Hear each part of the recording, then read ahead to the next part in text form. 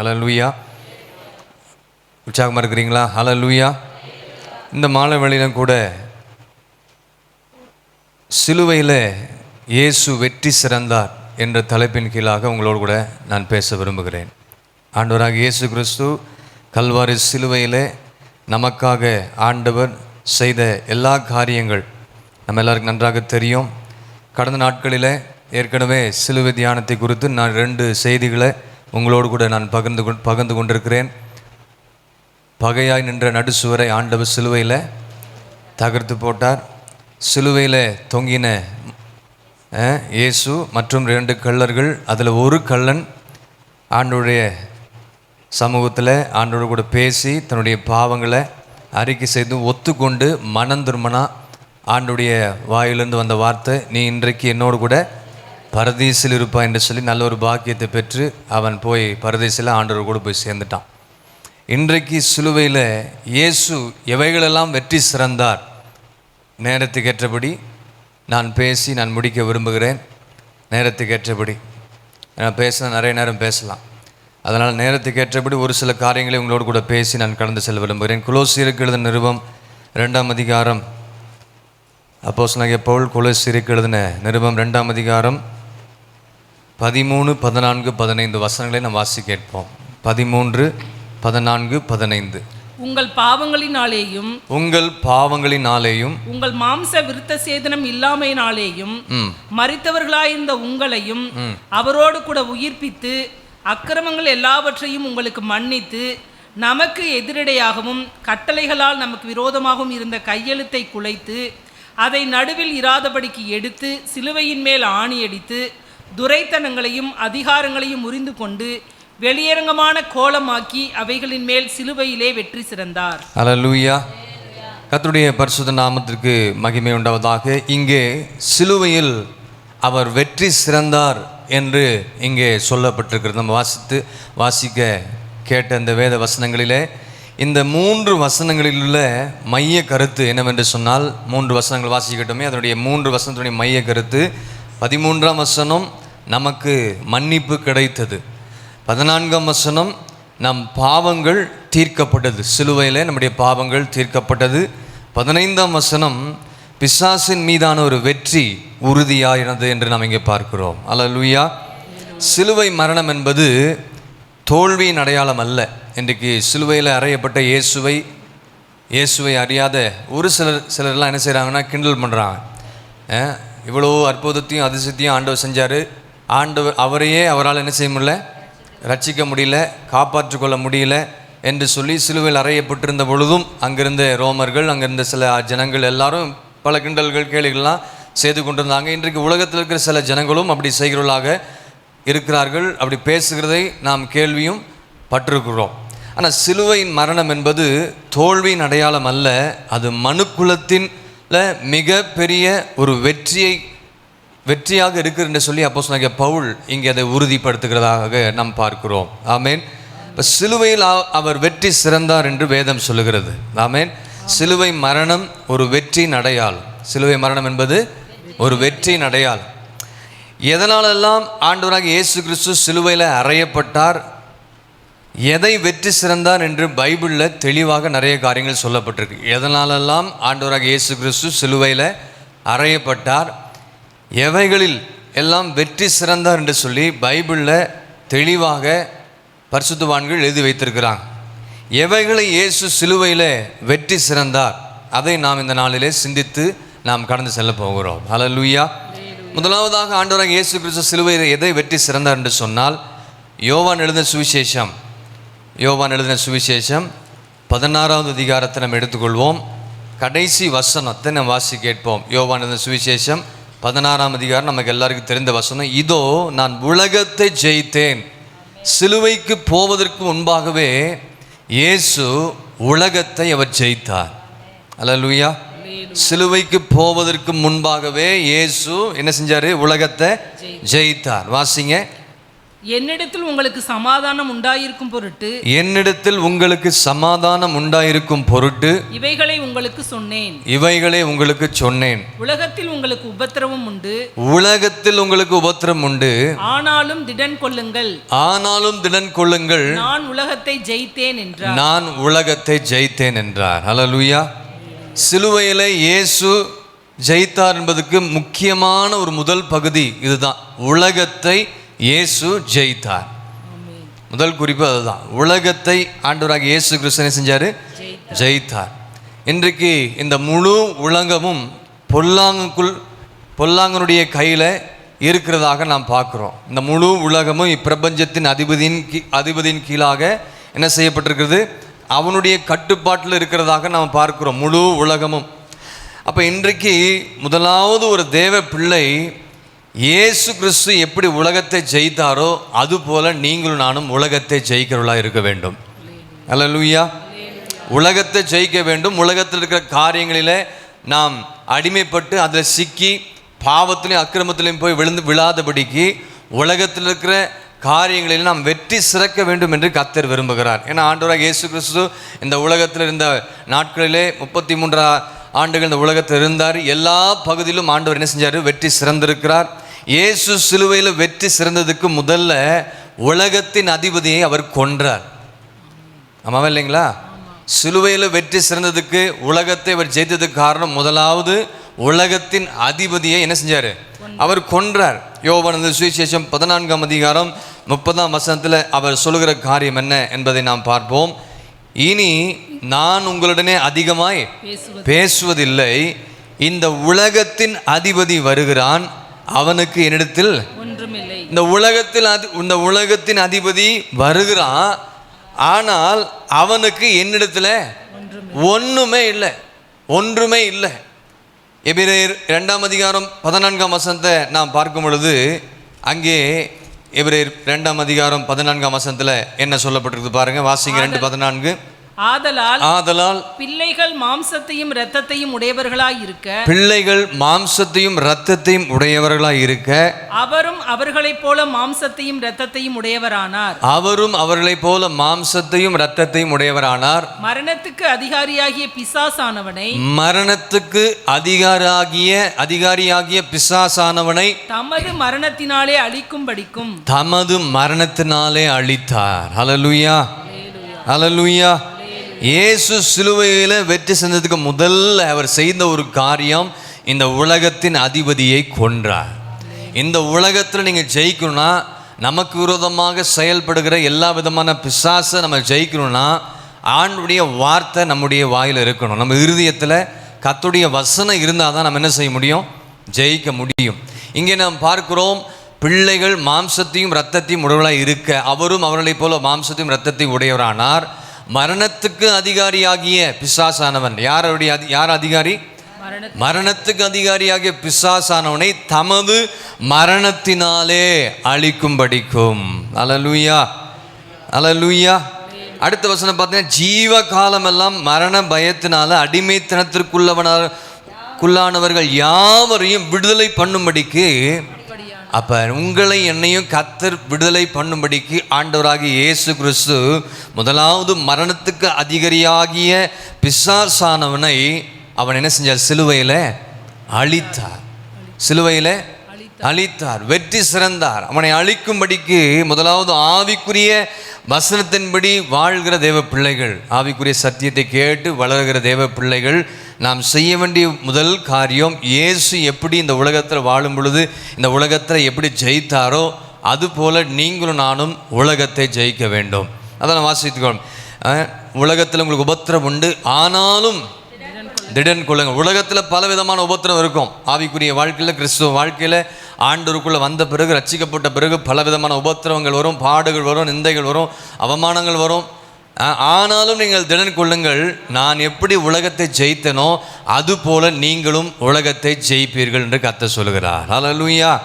அதற்கு ஆண்டுடைய பலன் வேண்டும், அதற்கு ஆண்டுடைய கிருபை வேண்டும், அதற்கு ஆண்டுடைய ஒத்தாசை வேண்டும், ஆண்டுடைய அபிஷேகம் வேண்டும், ஆண்டுடைய வார்த்தை நமக்குள் இருந்தால் தான் இந்த உலகத்தை நாம் ஜெயிக்க முடியும். அதனால தான் ஆண்டவராகிய இயேசு கிறிஸ்து என்ன சொன்னார்? நான் உலகத்தான் அல்லாதது போல நீங்களும் உலகத்தார் அல்ல. இயேசு கிறிஸ்து இந்த கல்வாரி சிலுவைக்கு போவதற்கு முன்பதாக கெத்செமனேல ஒரு ஜெபத்தை ஆண்டவர் செஞ்சார். அதுக்கு முன்னாடி ஒரு ஜெபத்தை சீஷர்களுக்கு செஞ்சிருக்கிறார். ஆமாவா இல்லைங்களா? அது யோவானது சுவிசேஷத்தில் 17ஆம் அதிகாரத்தில் நீங்கள் பார்த்தீங்கன்னா கெத்செமனேல செய்த ஜெபமும் இருக்குது.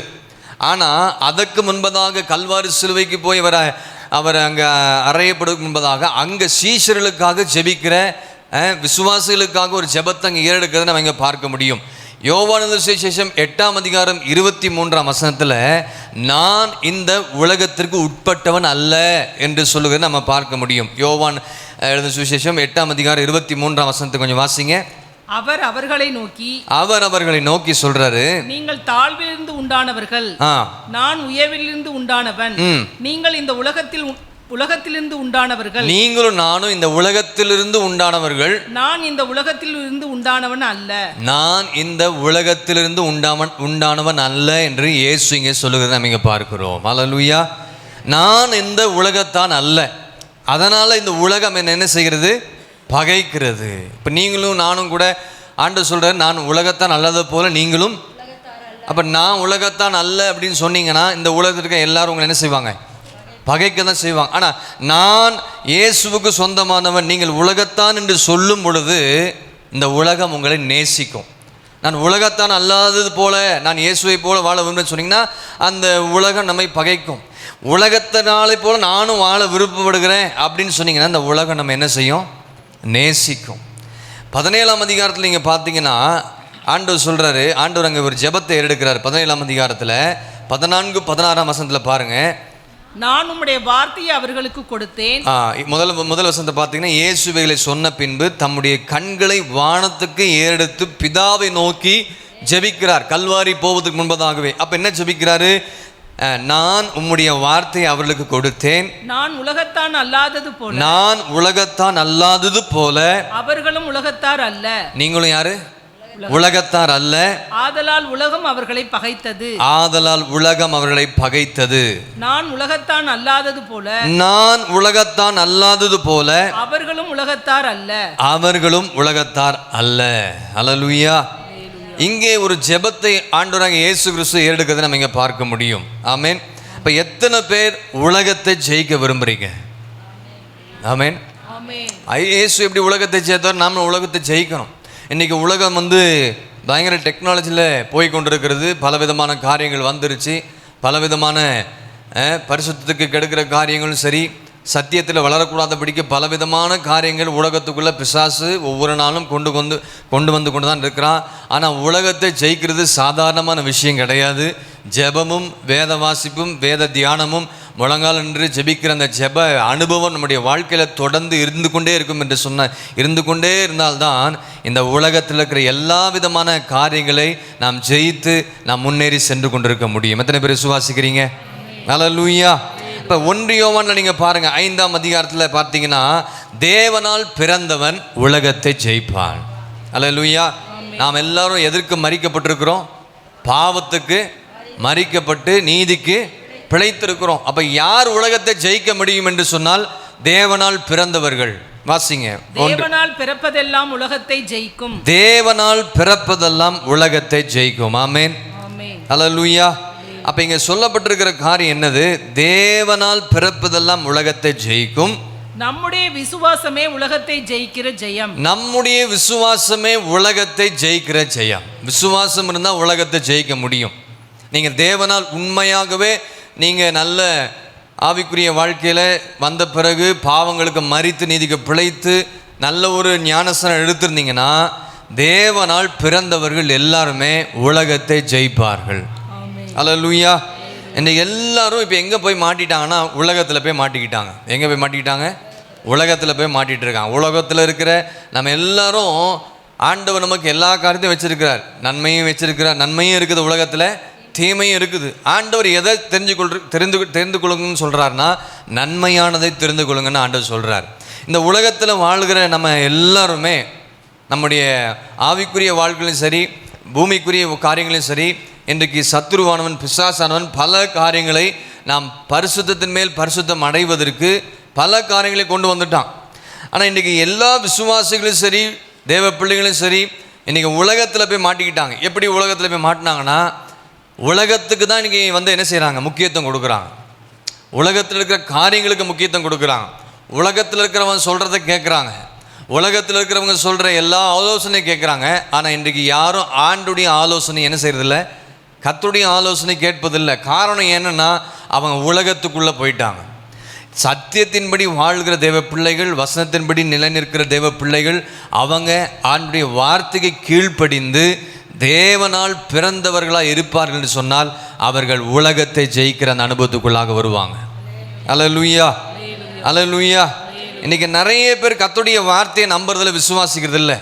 ஆனால் உலகத்தில் இருக்கிற காரியத்தை நம்புகிறாங்க. உலகத்தில் ஒரு காரியம் சொல்லிட்டா உடனே கீழ்ப்படுகிறாங்க. கண்டிப்பாக கீழ்ப்படினோம், அரசாங்கத்துக்கு கீழ்ப்படினோம், அரசாங்கத்தில் சொல்லப்பட்டிருக்க எல்லா சட்டத்தையும் கீழ்ப்படினோம், உண்மைதான்.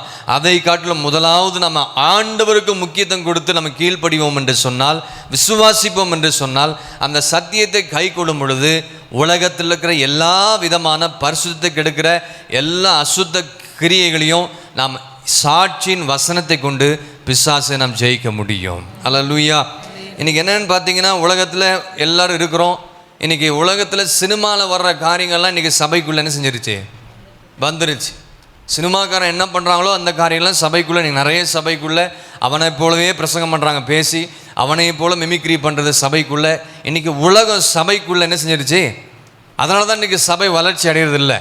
அதனால தான் இன்றைக்கி சபையில் இருக்கிற விசுவாசிகள் ஆவிக்குரிய ஜீவியத்தில் முன்னேறி செல்ல முடியாமல் இன்றைக்கி நிறைய சபைகள் உண்மையான சத்தியத்தை பேசுகிறாங்கன்னு சொல்ல முடியாது. ஒரு சில சபைகள் இருக்கலாம்.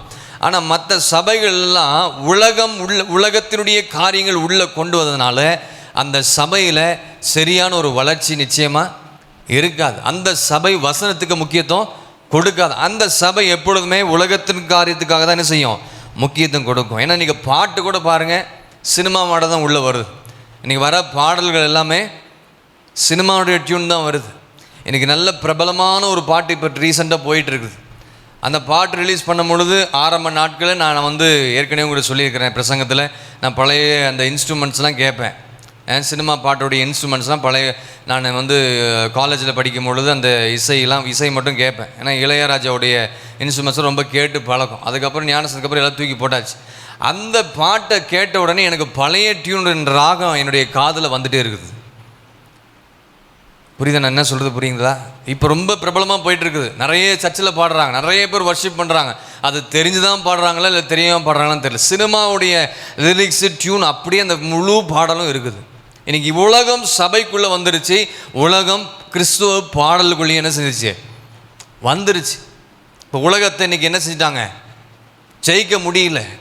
ஆனால் 1 தெசலோனிக்கர் 5:4 வாசிக்கிட்டோமே, தேவனால் பிறப்பதெல்லாம் உலகத்தை, நீங்கள் தேவனால் பிறந்திருந்தாங்கன்னா அவங்க உலகத்தில் இருக்கும் பொழுது உலகத்தின் காரியங்கள் ஜெயிக்க முடியும். நம்முடைய விசுவாசமே உலகத்தை ஜெயிக்கிற ஜெயம். அல்லேலூயா. இப்போ இயேசு சிலுவையில் உலகத்தை ஜெயித்து உங்களுக்கு ஜெயத்தை கர்த்தர் கொடுத்திருக்கிறார். சிலுவையில் உலகத்தை ஜெயித்தபடினால தான் உங்களுக்கும் எனக்கும் ஆண்டவராக இயேசு கிறிஸ்து கல்வாரி சிலுவையில் ஒரு பெரிய ஒரு ஜெயத்தை கர்த்தர் கொடுத்திருக்கிறார். ஏசாயா 53:2 பார்த்தீங்கன்னா, அவருக்கு அழகும் இல்லை சௌந்தரியம் இல்லை என்று சொல்லி அவரை பார்க்கும் பொழுது நாம் அவரை விரும்பத்தக்க ரூபம் அவருக்கு இல்லாதிருந்தது என்று சொல்லி நாம் பார்க்குறோம். வாசிங்க, அதை மட்டும் வாசிங்க, கடைசி இந்த 3 லைனை. ஏசாயா 53:2 அவருக்கு அழகும் இல்லை, அவருக்கு அழகும் இல்லை, சௌந்தரியமும் இல்லை, சௌந்தரியமும் இல்லை. அவரை பார்க்கும்போது, அவரை பார்க்கும் பொழுது நாம் அவரை விரும்பத்தக்க ரூபம் அவருக்கு இல்லாது இருந்தது என்று சொல்லி நாம் பார்க்கிறோம். அதனால உண்மையான கிறிஸ்தவர்கள், உண்மையான விசுவாசிகள், உண்மையான தேவ பிள்ளைகள் உலகத்தை இயேசு ஜெயித்தது போல நீங்களும் நானும் ஜெயிக்க வேண்டும். ஆமென். ஆவிக்குரிய வாழ்க்கையில் நம்ம வந்த பிறகு எத்தனை பேர் உலகத்தை நம்ம ஜெயிச்சிருக்கோம்? ஆவிக்குரிய வாழ்க்கையில் வந்த பிறகு இன்னும் நம்ம அநேக உலகத்தின் காரியத்தில், உலக பாரம்பரியங்களுக்கும் உலக காரியங்களுக்கும் உலகத்தினுடைய பலவிதமான காரியங்களுக்கும் நம்ம இன்னும் அடிமைப்பட்டு தான் இருக்கிறோம். இன்னும் அதில் வாழ்ந்து கொண்டு தான் இருக்கிறோம். ஆனால் ஆவிக்குரியவர்கள் சொன்னாலும் நிறைய பேர் அந்த உலகத்தினுடைய பாரம்பரியங்களையும், உலகத்தில் அந்த நாளை பார்க்குறது, ஜாதியை பார்க்குறது, அதை பார்க்குறது, இதெல்லாம் என்ன செய்யலை. இன்னும் கிறிஸ்தவர்கள் மனம் மாறலை. இதை அவங்க ஜெயிக்கவே இல்லை. ஆனால் அப்போஸ்தலனாகிய பவுல் சொல்கிறாரு, உலகத்தில் எல்லாவற்றையும் அனுபவிப்பதற்கு எனக்கு அதிகாரம் உண்டு. ஆமாம், அதற்காக நான் அனுப்பப்பட்டவன் அல்ல. நிறைய பேர் சொல்லுவாங்க, இதெல்லாம் ஆண்டவர் தானே படைச்சாரு, இதெல்லாம் ஆண்டவர் தானே சிரிச்சிட்டாரு, இதை அனுபவிச்சா என்ன தப்பு அப்படின்னு கேட்பாங்க. தப்பு தான். எல்லாவற்றையும் அனுபவிப்பதற்காக கர்த்தர் இந்த உலகத்தில் நம்ம வைக்கல. எதை நம்ம அனுபவிக்கிறோமோ, எதை தெரிந்து கொள்ளணுமோ, அதை நமக்கு நல்ல ஆவிக்குரிய அறிவையும் கர்த்தர் நமக்கு என்ன செஞ்சிருக்காரு, கொடுத்திருக்கிறார். எல்லாவற்றையும் அனுபவிக்க எனக்கு அதிகாரம் உண்டு, ஆகிலும் எனக்கு தகுதியா இராது. ஏன்னா ஒன்றுக்கும் நான் அடிமைப்பட மாட்டேன்னு சொல்றாரு. 1 கொரிந்தியர் 6ஆம் அதிகாரத்தில் பாருங்க, 12ஆம் வசனத்தை வாசிங்க. 1 கொரிந்தியர் 6ஆம் அதிகாரம் 12ஆம் வசனம். எல்லாவற்றையும் அனுபவிக்க எனக்கு அதிகாரம் உண்டு. எல்லாவற்றையும் அனுபவிப்பதற்கு அப்போஸ்தலனாகிய பவுலுக்கு அதிகாரம் உண்டு, ஆகிலும் உங்களுக்கும் எனக்கும் அதிகாரம் உண்டு, ஆகிலும் எல்லாம் தகுதியாய் இராது. எல்லாமே தகுதியா இராதுங்க. எல்லாவற்றையும் அனுபவிக்க எனக்கு அதிகாரம் உண்டு, ஆகிலும் நான் ஒன்றிற்கும் அடிமைப்பட மாட்டேன். நம்ம தான் எல்லாத்துக்கும் அடிமைப்பட்டிருக்கிறோமே, உலகத்துக்கு அடிமைப்பட்டிருக்கிறோம். உலகத்தின் காரியங்களில் நான் சொல்லிட்டேன் ஏற்கனவே, பாரம்பரியம், அதை பார்க்குறது, இதை பண்ணுறது, உலகத்தில் என்ன செய்கிறாங்களோ அதை தான் வீட்லேயும் செய்கிறோம். வீடு கட்டினாலும் அதை தான் பண்ணுறீங்க, கதவு வச்சாலும் அப்படி தான் பார்க்குறீங்க. என்னென்னலாம் பண்ண உலகத்தில் இருக்கும், என்ன பண்ணாலும் அப்படி ஜெபம் பண்ணி எந்த பக்கம் வச்சாலும் அந்த வாசல் நல்ல வாசலாக தான் இருக்கும். எத்தனை பேர் ஆமென் சொல்கிறீங்க? அல்லேலூயா. வீடு கட்டினாலும் என்ன பண்ணுறோம், பல விதமான காரியங்களில் அங்கேருந்து தான் வந்தோம். ஆனாலும் அந்த காரியத்தை கிறிஸ்துவுக்குள் வந்த பிறகு என்ன செய்கிறோம். ஏன் நீங்கள் உலகத்தை இன்னும் ஜெயிக்கல, தேவனால் சரியான விதத்தில் நீங்கள் என்ன செய்யலை, பிறக்கலை. தேவனால் பிறப்பதெல்லாம் உலகத்தை ஜெயிக்கும். அப்போ நீங்கள் என்ன செய்யலை, சரியா பிறக்கலன்னு அர்த்தம். சரியா பிறக்கலை, சரியா அறிக்கை செய்து அந்த ஞானஸ்நானத்தை சரியான மனநிரும்புதல் ஆகி ஞானஸ்நானம் பெறலன்னு தான் அர்த்தம். இன்றைக்கி உலகத்தை நீங்கள் என்ன செய்யணுமா, ஜெயிக்கணும். அப்போ சொன்னீங்க பவுல் சொல்கிறாரு 10:23, 1 கொரிந்தியர் 10:23 அங்கே ஒரு காரியத்தை சொல்கிறாரு, எல்லாவற்றையும் அனுபவிக்க எனக்கு அதிகாரம் உண்டு. அங்க சொல்ற எல்லாவற்றையும் அனுபவிக்க எனக்கு அதிகாரம் உண்டு, ஆகிலும் எல்லாம் தகுதியாயிராது. எல்லாவற்றையும் அனுபவிக்க எனக்கு அதிகாரம் உண்டு, ஆகிலும் எல்லாம் பக்தி விருத்தியை உண்டாக்காது. எல்லாம் பக்தி விருத்தி உண்டாக்காது. எல்லாம் ஆண்டவர் சிரிச்சது தான், எல்லா காரியங்களும் அண்ணன் கொடுத்தது தான். ஆனா அவர் சொல்றாரு, எல்லாவற்றையும் அனுபவிப்பதற்கு அதிகாரம் உண்டு, ஒன்றுக்கு நான் அடிமைப்பட மாட்டேன். அடுத்து சொல்றாரு, எல்லாவற்றையும் அனுபவத்துக்கு அதிகாரம் உண்டு, ஆகிலும் எல்லாம் பக்தி விருத்தியை உண்டாக்காது. பக்தி விருத்தி உண்டாகிற காரியம் இருந்துச்சுன்னா நீங்கள் எல்லாம் செய்யலாம். ஆமாவா இல்லைங்களா? அதை செய்கிறதுனால ஒரு பக்தி விருத்தி உண்டாகுது, அதனால் நீங்கள் நான் செய்கிறேன்னு சொன்னால் நீங்கள் தாராளமாக செய்யலாம். கர்த்தர் நிச்சயமாக என்ன செய்வார், நம்மை ஆசீர்வதிக்க வல்லவராக இருக்கிறார். அப்போ அது மாத்திரமல்ல, இந்த பிரபஞ்சத்தின் ஒத்த வேஷத்தை நீங்கள் என்ன செய்யுங்க, தெரியாமல் இருங்கள் சொல்லி ரோமர் 12ஆம் அதிகாரம் 2ஆம் வசனத்தில் நம்ம பார்க்கிறோம். ரோமர் 12:2 சொல்லி, நீங்கள் இப்பிரபஞ்சத்தின் ஒத்த வேஷம் தெரியாமல் இருங்கள் என்று ஆண்டவர் சொல்லியிருக்கிறார். போதும், வாசிக்க வேண்டாம். அப்போ இயேசுவை தேவகுமாரன்னு சொன்னால் விசுவாசத்தினால் உலகத்தை நீங்கள் ஜெயிக்கணும். அல்லேலூயா. நீங்களும் நானும் இயேசுவை தேவகுமாரன் என்று நம்முடைய வாயில் உச்சரிக்கும் பொழுது நாம் என்ன செய்யணும், உலகத்தை ஜெயிக்கணும். அல்லேலூயா. இயேசுவேன்னு சொன்னால் மட்டும் போதாது, அந்த உலகத்தில் இருக்கிற காரியத்தை இயேசு எப்படி சிலுவையில் வெற்றி சிறந்து ஜெயித்தாரோ அது போல நீங்களும் நானும் உலகத்தில் இருக்கிற எல்லா காரியங்களும், ஆண்டவருக்கு பிரியமில்லாத அசுத்தங்கள், ஆண்டவருக்கு பிரியமில்லாத ஆண்டவர் அருவருக்கிற காரியங்கள்லாம் நாம் உலகத்தில் ஜெயிக்க கர்த்தர் நமக்கு கிருபையை தர வல்லவராக இருக்கிறார். எத்தனை பேர் ஆமென் சொல்கிறீங்க? அதெல்லாம் நம்ம ஜெயிக்கணும். ஏன்னா நம்ம என்ன நினைக்கிறோம், சிலர்லாம் சொல்லுவாங்க, இதெல்லாம் ஆண்டவர் தானே படைச்சது, எல்லாம் ஆண்டவர் தான் உண்டாக்குனாரு, ஆண்டவர் தான் சிருஷ்டித்தாரு, ஏன் இதை அனுபவிக்கக்கூடாது, ஆண்டவர் தானே கொடுத்தாரு, ஏன் அனுபவிக்கக்கூடாது? இயேசு இந்த உலகத்தில் இருக்கும் பொழுது பிசாசு ஒரு மலை மேலே போய் நிற்க வச்சு 3 விதமான அவருக்கு என்ன நினச்சிங்க, சோதனை கொடுக்கப்படுது. 40 நாள் உபவாசம், மலை மேலே போய் உட்காந்துருக்கிறார். பிசாசு 3 இடத்துல போய் நிற்க வைக்கிறான். 1 கண்களின் இச்சை, 2வது மாம்சத்தின் இச்சை, 3வது ஜீவனத்தின் பெருமை. இந்த 3ஐயும் பிசாசு காட்டின பொழுது இந்த 3ஐயும் இயேசு ஜெயித்தார். மத்திய எழுதின சுவிசேஷம் 4ஆம் அதிகாரத்தில் நீங்கள் வாசித்து பார்த்துக்கொள்ளுங்க. 4ஆம் வசனம், 10ஆம் வசனம், 11ஆம் வசனத்தில் பார்த்தீங்கன்னா 3 காரியத்தை பிசாசு ஆண்டவருக்கு என்ன செய்கிறான், காண்பிக்கிறான். 1 கண்களின் இச்சை, 1 மாம்சத்தின் இச்சை, 3வது ஜீவனத்தின் பெருமை. இந்த 3ஐயும் அவர் உபவாசம் பண்ணுற அந்த சூழ்நிலையில் இயேசுவுக்கு 3 விதமான பரீட்சைகளை பிசாசு கொண்டு வந்து வைக்கிறான். இந்த 3 விதமான சோதனைகளிலிருந்து ஆண்டவர் பிசாசை, உலகத்தை ஜெயித்தார் என்று நம்ம இங்கே நாம் பார்க்க முடிகிறது. அல்லேலூயா. இப்போ நம்முடைய கண்களின் இச்சை, மாம்சத்தின், ஜீவனத்தின் பெருமை இயேசு எப்படி உலகத்தில் இருக்கும் பொழுது ஜெயித்தாரோ, கல்வாரி சிலுவையில் வெற்றி சிறந்து ஜெயித்தாரோ, அதுபோல நீங்களும் நானும் இதிலிருந்து வெற்றி சிறந்து ஜெயிக்க வேண்டும் என்று சொன்னால் அந்த கல்வாரி சிலுவை கண்டையில் நாம் வரும் பொழுது அந்த இரத்தம் உங்களை என்னையும் பரிசுத்தமாய் நம்மை காத்துக்கொள்ள உதவி செய்கிறது. ஹல்லேலூயா.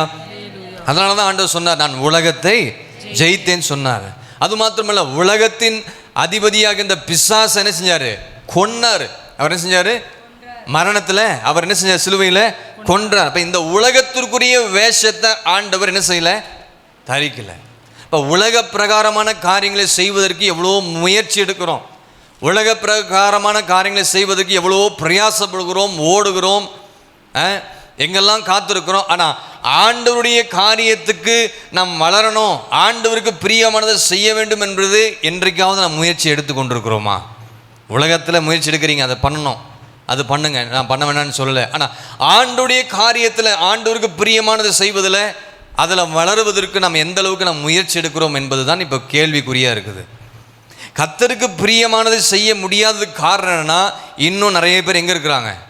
உலகத்தில் இருக்கிறாங்க. ஆற்றுல ஒரு கால் சேத்துல, அப்படின்னு நிறைய விசுவாசிகள் இருக்கிறாங்க. சபைக்கும் வருவாங்க, ஆனால் உலகத்தாரை போல வாழுகிற ஒரு தேவ பிள்ளைகளாகவும் இருக்கிறாங்க. அப்படி அல்ல, நீங்கள் உலகத்திற்கு உட்பட்டவர்கள் அல்ல. நீங்கள் யாருக்கு சொந்தமானவர்கள்? இயேசுவுக்கு சொந்தமான. அப்போ உலகத்தில் மாட்டிகிட்டு இருக்கிறாங்க நிறைய பேர். இயேசுவுக்கு பிரியமாக செய்ய முடியாமல் உலகத்தில் மாட்டிகிட்டு இருக்காங்க. அதனால் ஆண்டவர் சொல்கிறாரு, நான் எப்படி உலகத்தை ஜெயித்தனோ நீங்களும் உலகத்தை என்ன செய்யணும்? ஜெயிக்கணும். ஹல்லேலூயா. நம்ம எல்லோரும் சபைக்குள்ளே தான் இருக்கிறோம். நம்ம எல்லாரையும் ஆண்டவர் ரட்சித்து சபைக்குள்ளே கொண்டு வந்து வைத்திருக்கிறான்னு சொன்னால் நம்ம செப்பரேட்டட், வேறு பிரித்திருக்கிறார். ஹல்லேலூயா. எங்கோ இருந்தால் நம்ம கர்த்தர் என்ன செஞ்ச? வேறு பிரித்து கொண்டு வந்து ரட்சிப்பை கொடுத்து, ஞானஸ்தான அனுபவத்தை கொடுத்து, அபிஷேகத்தை கொடுத்து, வசனங்களை கற்றுக் கொடுக்க, வசனங்களின் ஆழங்களை நம்ம தெரிந்து கொள்ள கர்த்தர் நம்ம கிருபை செய்தார் என்று சொன்னால், நீங்களும் நானும் வேறு பிரிக்கப்பட்டவர்கள். நீங்களும் நானும் இந்த உலகத்தை ஜெயிக்கிற ஒரு தேவ பிள்ளைகளாக நாம் காணப்பட வேண்டும். ஹல்லேலூயா. உலகத்தை போல வாழணும்னு ஆசைப்படுறீங்க. உலகத்தில் இருக்கிறவங்க செய்கிறத போலலாம் நம்ம செயல்படணும், உலகத்தில் இருக்கிற பிரகாரமாக நம்ம பெருமையாக வாழணும்னு நினைக்கிறோம். ஆனால் தேவன் அதை விரும்பலை. ஹல்லேலூயா. உலகத்தானை போல பேசணும்னு பார்க்குறீங்க, உலகத்தானை போல வாழணும்னு பார்க்குறான். உலகத்தில் என்னெல்லாம் செய்கிறாங்களோ நாமும் நம்ம குடும்பத்துலையும் செய்யணும்னு ஆசைப்படுறோம். ஆனால் தேவன் அந்த காரியத்தை என்ன செய்யலை? விரும்பாததை எதுக்கு நம்ம செய்யணும்? விரும்பாதது எதுக்கு செய்யணும்? விரும்பாதது நம்ம ஒருபோதும், கர்த்தர் விரும்புகிற காரியத்தை நம்ம செய்யணும். கர்த்தர் விரும்பாததை நம்ம ஒருபோதும் என்ன செய்யக்கூடாது. அதை செய்தால் நமக்கு நஷ்டம்தான். அது செய்தால் நமக்கு ஆசீர்வாதமே கிடையாது. நமக்கு உலகத்தினுடைய காரியங்களுக்கெல்லாம் நம்ம வேலை வேணும், உத்தியோகம் வேணும், பணம் வேணும், தொழில் வேணும், பிஸ்னஸ் எல்லாமே தேவை. ஆனால் நமக்கு ஒரு தகுதியான ஒரு வஸ்திரம் நம்ம மட்டும் பாடுறோம். என்ன பாட்டு பாடுறோம்? விலையேற பெற்ற உடை அலங்கரிப்பும் வேண்டாம். அது பாடவே கூடாது. நல்ல ட்ரெஸ்ஸு போடுங்க, நான் தப்பு சொல்லலை. ரொம்ப அது அவங்க விருப்பம், நான் யாரையும் கட்டாயப்படுத்த மாட்டேன். அவங்க விருப்பம், அது கர்த்தர் அவங்கள மாற்றணும், அவங்க மாறிக்கிட்டோம். விலையேற பெற்ற உடை அலங்கரிப்பும் வீணாசை நமக்கு. என் பாட்டை மட்டும் நம்ம என்ன செஞ்சிடறோம்? பாடிடுறோம். ஆனால் உலகத்தானே போல தான் நம்ம என்ன செய்கிறோம்? ட்ரெஸ் பண்ணுறோம். உலகத்தானே போல தான் ட்ரெஸ்ஸு. ஒரு கிறிஸ்தவர்கள் எப்படி நம்ம துணியை உடுக்கணுமோ, சபைக்கு வரும்போதும் சரி, வெளியே போகும்பொழுதோ கர்த்தருக்கு தகுந்த மாதிரி, கர்த்தருக்கு பிரியமாக நம்ம என்ன செய்யணும்? காரியங்கள் நம்ம செய்ய வேண்டும். ஹல்லேலூயா. எங்கே போனாலும் சரி ஆண்டவருக்கு பிரியமாய் நடக்க நம்ம கற்றுக்கிறோம். நமக்கு தேவைகளுக்கு போதுமானதாக இருந்தால் போதும். என்னதுங்க? உலகத்தானே போல சம்பாதிக்கணும், இஎம்ஐ வாங்கி, அதை வாங்கி, இதை வாங்கி, அப்புறம் மண்டையை உடைச்சி அவன் சண்டை போட்டு வீட்டில், இதெல்லாம் உலகத்தால் வாங்குறோம். நம்மளும் வாங்கி வீட்டில் கஷ்டப்பட்டு கொண்டு இருக்கிறோம், வேதனைப்படுறோம். எதுக்கு? உலகத்தானே போலவே நம்ம வாழணும். இருக்கிறது போதும் என்ற மனது இருந்தால் போதும். இருக்கிறது கொஞ்சம் கஞ்சி குடித்தாலும் போதும். பழைய சாதத்தை கஞ்சி காலை குடித்தா கூட வயிறு நல்ல நிம்மதியாக அந்த நாள் ஃபுல்லாக இருக்கும். ஆனால் இன்றைக்கி என்ன பண்ணுறோம்? உலகத்திலே போய் நம்ம உள்ளே போயிட்டு அவன் வாங்குற மாதிரி நம்ம வாங்கணும்னு நினைக்கிறோம். வாங்குங்க, தப்பு இல்லை. காசு இருந்தால் வாங்க. காசு இல்லாமல் ஒருபோதும் என்ன செய்யாதீங்க? கடன் வாங்கி வாங்காதீங்க. உலகத்தில் உழைக்கணும், படிக்கணும், சம்பாதிக்கணும், பணம் சேர்த்து வைக்கணும். பிள்ளைகளுக்கு பெற்றாரே உங்கள் பிள்ளைகளுக்கு என்ன சேர்த்து வைக்கணும்? பொக்கிஷங்களை சேர்த்து வைக்கணும், எல்லாமே செய்யணும். ஆனால் ஆண்டவர் சொல்கிறாரு, அதன் மேலே நம்பிக்கை வைக்காதீங்கன்னு சொல்கிறாரு. எதன் மேலே நம்பிக்கை வைக்கணுமா? ஆண்டவர் மேலே நம்பிக்கை. உலகத்தின் மேல் நம்பிக்கை வைக்காத, என் மேலே நம்பிக்கை வைன்னு கர்த்தர் சொல்கிறார். பண ஆசை எல்லா தீமைக்கும் வேறாக இருக்கிறது. சிலர் அதை இச்சித்து விசுவாசத்தை விட்டு வழி விலகி போயிடுறாங்க. பணம் தேவைதாங்க, ஆனால் பண ஆசையிலே மூழ்கிடக்கூடாது. பணத்தை காட்டிலும் முதலாவது உன் ஆசை இயேசுவின் மேலே வைக்கணும். பிஸ்னஸை காட்டிலும் முதலாவது உன்னுடைய ஆசை இயேசுவின் மேலே. வேலை, தொழில், வியாபாரம், படிப்பு எல்லாவற்றை காட்டிலும் முதலாவது இயேசுவை, ஆமாம், இயேசுவை முதலாவது வைக்கணும். அதுதான் கர்த்தர் நம்மிடத்தில் எதிர்பார்க்க. அப்போ இவ்வளவு தெளிவாக ஆவிக்குரிய வசனத்தை நம்முடைய சபையில் நம்ம கேட்குறோம். ஆனால் இன்னும் நிறைய பேர் எங்கே தான் இருக்கிறாங்க? உலகத்தில் தான் இருக்கிறாங்க. காண்கிறது எல்லாம் அழியும், காணப்படாதவைகள் மாத்திரம் தான் என்னதுங்க? நித்தியமானதுன்னு சொல்லப்பட்ட. இப்போ உலகத்துக்கு அடிமையாக வேண்டாம். ஒரு ஆமேன்னு சொல்லுங்க. அதுக்கு நான் உழைக்கக்கூடாது, படிக்கக்கூடாது, சம்பாதிக்கக்கூடாதுன்னு சொல்லலை. அதன் மேலே நம்பாமல் இயேசுவின் மேலே உங்கள் நம்பிக்கை வைங்க. கர்த்தர் உங்களை ஆஸ்வதிப்பா. அப்போ நீங்கள் இயேசு உலகத்தை ஜெயித்தது போல் நீங்களும் உலகத்தை ஜெயிக்கணும். இந்த மாலை வேளையில் சிலுவை தியானத்துக்கு கூட்டுக்கு வந்திருக்கிற தேவ பிள்ளைகளாகிய உங்களுக்கு இந்த வசனத்தை கேட்டுக்கொண்டிருக்கிற உங்களை ஜெயாளியாக கர்த்தர் மாற்ற போகிறார், ஜெய வீரர்களாக. ஆமென். உங்களை வெற்றி சிறக்க பண்ணுவார். உலகத்தில் இருக்கிற நீங்கள் பாவத்துக்கும் இப்படிப்பட்ட காரியங்களுக்கு அடிமைப்பட்டு போயிடாதபடி கர்த்தர் உங்களை வெற்றி சிறக்க பண்ணுவார். உலகத்தில் இருக்கிறதெல்லாம் அனுபவிக்க வேண்டும் நினைக்கிறோம். ஆனால் வசனம் என்ன சொல்கிறது? 1 யோவான் 2ஆம் அதிகாரத்தில் பாருங்கள். 1 யோவான் 2ஆம் அதிகாரம் 15ஆம் வசனத்தை கொஞ்சம் வாசிங்க. 2ஆம் அதிகாரம் 15ஆம் வசனத்தை கொஞ்சம் வாசிங்க. ஒவ்வொரு வசனமாக நிதானமாக வாசிங்க. உலகத்திலும் உலகத்தில் உள்ளவைகளிலும் அன்பு கூறாதிருங்கள். பாருங்க, ஆண்டவர் என்ன சொல்றாரு? உலகத்திலும் உலகத்தில் உள்ளவைகளிலும் அன்பு கூறாதிருங்கள் என்று தெளிவாக சொல்லியிருக்குது. இப்போ உலகத்தை ஜெயிக்கணும்னா நம்ம என்ன செய்யணும்? உலகத்திலும் உலகத்தில் உள்ளவைகளிலும் என்ன செய்யணும்? என்ன செய்யக்கூடாது?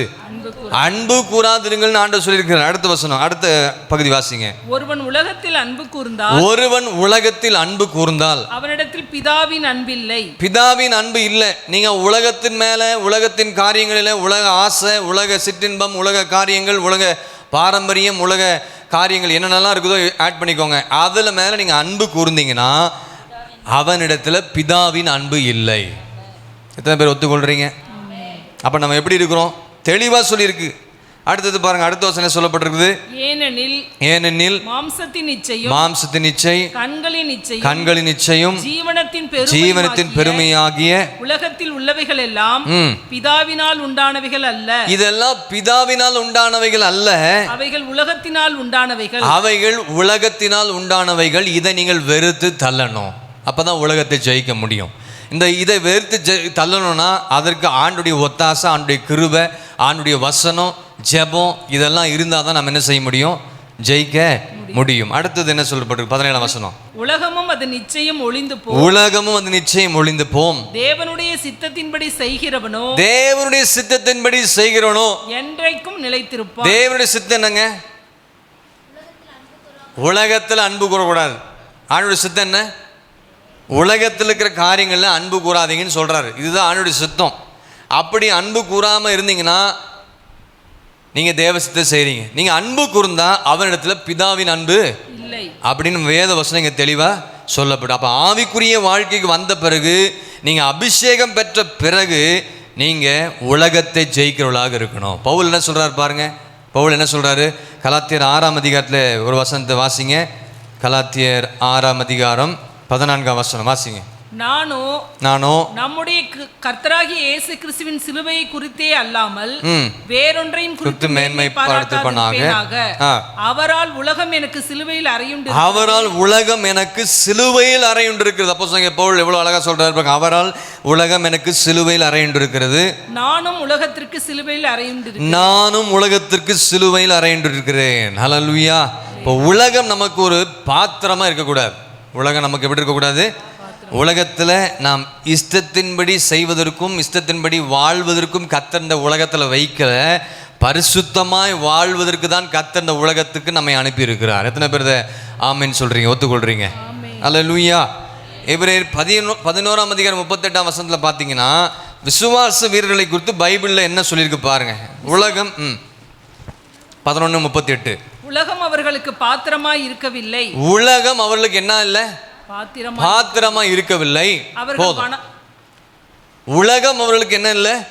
பாத்திரமா இருக்கவில்லை. விசுவாசங்களை குறித்து அருமையா சொல்லப்பட்டிருக்கு. அப்ப உலகம் நமக்கு ஒரு பாத்திரமா என்ன செய்யக்கூடாது? இருக்கவே கூடாது. எப்படி இயேசு சிலுவையில் உலகத்தை ஜெயித்தாரோ நாமும் உலகத்தை என்ன செய்யணும்? அப்போ இன்றைக்கு நல்ல ஒரு தீர்மானம் பண்ணிட்டு போவாங்க. என்ன செய்யணும்? ஆண்டவர்கிட்ட கிருபையை கேளுங்க, உதவியை கேளுங்க, ஒத்தாசை கேளுங்க, பலனை கேளுங்க, அபிஷேகத்தை கேளுங்க.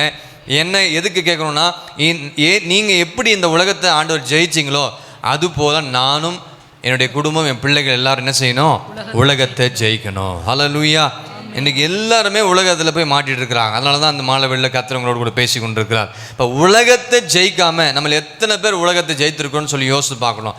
உலகத்தை ஜெயிக்காமல் நான் பரலோகம் போயிடுவேன்னு சொன்னீங்கன்னா உங்களையே நீங்கள் ஏமாத்திக்கிறீங்கன்னு அர்த்தம். உலகத்தில் அடிமைப்பட்டு உலக ஆசைகளையும் செய்து கொண்டு உலகத்தின் காரியங்களையும் நீங்கள் கிறிஸ்துவ வாழ்க்கை செய்து கொண்டு இருந்தீங்கன்னா நான் அப்படியே பரலோகம் போக நினச்சிங்கன்னா பரலோகம் போக மாட்டீங்க. நீங்கள் உங்களே என்ன செஞ்சு கொண்டு இருக்கிறீங்க? ஏமாத்திட்டு இருக்கீங்கன்னு அர்த்தம். அல்லேலூயா. உலகத்தில் இருக்கிற பழக்க வழக்கத்தை அன்பு கூறாதீங்க. அப்படி கூர்ந்தால் உங்களிடத்துல பிதாவின் அன்பு தேவ சித்தத்தின்படி செய்யணும். உலகத்தை வெறுக்கணும். ஆமென். தேவனால் பிறந்தவன் உலகத்தை ஜெயிப்பான். விசுவாசம் உலகத்தை ஜெயிக்கும். அப்ப தேவனால் நீங்க சரியான விதத்தில் பிறந்திருக்கிறீங்களா? யோசித்து பாரு. இந்த கல்வாரி சிலுவை தியான நாளில் நான் உண்மையா தேவனால் பிறந்தவன் தானா, இல்லை ஏன் நான் இன்னும் ஜெயிக்க முடியாமல் இருக்கேன், நான் பிசாசினாலா நான் தேவனால் பிறந்திருக்கிறேனா என்று சொல்லி உங்களை செக் பண்ணி பாருங்கள். எதெல்லாம் உலகத்தின் காரியங்கள் நீங்கள் சிக்கு கொண்டிருக்கிறீங்களோ மாட்டிக்கொண்டிருக்கிறீங்களோ அதிலிருந்து என்னை எப்படியாகிலும் என்னை வெளியே தப்பி கொண்டு வாங்க ஆண்டவரே, நான் ஜெயம் பெறணும்னு சொல்லி ஜெபம் பண்ணுங்க. அந்த கல்வாரி சிலுவின் ரத்தம் அந்த உலகத்தின் இருக்கிற எல்லா காரியங்களும் அசுத்த காரியங்களிலும் நம்மை விடுதலையாக்கும், நம்மை பரிசுத்தப்படுத்தும். ஹல்லேலூயா. ரெண்டாவது இயேசு என்ன ஜெயிச்சார்? முதலாவது உலகத்தை ஆண்டவர் செஞ்சார், ஜெயிச்சார். ரெண்டாவது இயேசு பாவத்தையும் மாம்சத்தையும் சிலுவையில் ஜெயித்தார். ஆமென். சிலுவையில் தான் அந்த பாவத்தை ஆக்கினைக்குள்ளாக தீர்த்தான்னு சொல்லி பார்க்குறோம். ஆமாம் இல்லைங்களா? ரோமர் 8:3. அது எப்படி எனில் மாம்சத்தினாலே பலவீனமாயிருந்த நியாயப்பிரமாணம் செய்யக்கூடாததை தேவனே செய்யும்படிக்கு தம்முடைய குமாரனை பாவ மாம்சத்தின் சாயலாகவும் பாவத்தை போக்கும் பலியாகவும் அனுப்பி மாம்சத்திலே பாவத்தை ஆக்கினைக்குள்ளாக தீர்த்தார். ஹல்லேலூயா. பாவ மாம்சத்தை அங்கே ஆக்கினைக்குள்ளாக தீர்த்தார் என்று நம்ம இங்கே பார்க்கிறோம். பாவத்தையும் அந்த பாவ சாயலையும் அங்கே சிலுவையில் என்ன செஞ்சாரு? ஆண்டவர் அழித்தார், அழித்து ஜெயித்தார். இப்போ நீங்கள் நானும் பாவத்தையும் மாம்சத்தையும் ஜெயிக்கிறவர்களாக இருக்கணும். இயேசு எப்படி பாவத்தை ஜெயித்தாரோ மாம்சத்தை ஜெயித்தாரோ அதுபோல் கல்வாரி சிலுவையில் ஜெயித்த ஆண்டவர் இந்த உலகத்தில் வாழ்கிற நம்ம எல்லாருமே பாவங்களையும் மாம்சத்தில் வருகிற காரியங்கள் நம்ம ஜெயிக்கும்படி கர்த்தர் நமக்கு கிருபை பாராட்டுவாராக. ஒன்று உலகத்தை ஜெயிக்கணும், ரெண்டாவது பாவத்தையும் மாம்சத்தையும். இந்த பாவம் எங்கே இருக்குது தெரியுங்களா? மாம்சத்துக்குள்ளே தான் பாவம் இருக்குது. பாவம் எங்கே இருக்குது? இந்த மாம்சம். இந்த மாம்சம் தான் நம்மளை தேவையில்லாத காரியங்கள்லாம் செய்ய வைக்கும். இந்த மாம்சம் தான் நம்ம பாவத்தை தூண்டும். கலாத்தியர் 5:24 கலாத்தியர் 2:20 சொல்லப்பட்ட காரியங்களை பாருங்கள். கலாத்தியர் 5:24 கிறிஸ்துவினுடையவர்கள். கலாத்தியர் 5:24 பார்த்தீங்கன்னா கிறிஸ்துவினுடையவர்கள் தங்கள் மாம்சத்தையும் அதன் ஆசை இச்சையும் சிலுவையில். இப்போ நம்முடைய வாழ்க்கையில் இருக்கிற எல்லா பாவ ஆசைகள் பாவ காரியங்கள் எல்லாவற்றையும் எங்கே அறையணுமா? சிலுவையில் அறையப்படணும். கிறிஸ்துவினுடையவர்கள் தங்கள் மாம்சத்தையும் அதன் ஆசை இச்சை பாவ செயல்களையும் சிலுவையில் அறையப்படணும். 2ஆம் அதிகாரத்தை வாசிங்க. கலாத்தியர் 2. கிறிஸ்துவுடனே கூட சிலுவையில் அறையப்பட்டேன், கிறிஸ்துவுடனே கூட சிலுவையில் அறையப்பட்டேன், ஆயினும் பிழைத்திருக்கிறேன், இனி நான் அல்ல கிறிஸ்துவே எனக்குள் பிழைத்திருக்கிறார். அல்லேலூயா. அப்போ நம்முடைய வாழ்க்கையில் இங்கே அப்போஸ்தலன் பவுலுங்க அருமையாக சொல்லப்பட்டிருக்கிறாரு. கிறிஸ்துவுடனே கூட சிலுவையில் அறையப்பட்டேன், ஆயினும் நான் என்ன செஞ்சிருக்கிறேன்? இனி நான் அல்ல கிறிஸ்துவே எனக்குள் பிழைத்திருக்கிறார். அப்போ உங்கள் பாவம் சிலுவையில் அறையப்படணும். உங்கள் பாவமும் உங்கள் மாம்ச காரியங்களும் சிலுவையில் என்ன செய்யணும்? அறையப்படணும். அப்போ உங்கள் கைகளையும் கால்களையும் சிலுவையில் அறையப்பட்டிருக்கும் என்று சொன்னால் இஷ்டத்தின்படி நீங்கள் ஓட மாட்டீங்க, இஷ்டத்தின்படி அங்கேயும் சுத்த மாட்டீங்க, இஷ்டத்தின்படி தேவையில்லாத காரியங்கள் நம்ம என்ன செய்ய மாட்டோம்? கைகளினால் செய்ய மாட்டோம். அப்போ இந்த கைகளும் இந்த கால்களும் என்ன செய்யணும்? சிலுவையில் அறையப்படணும்.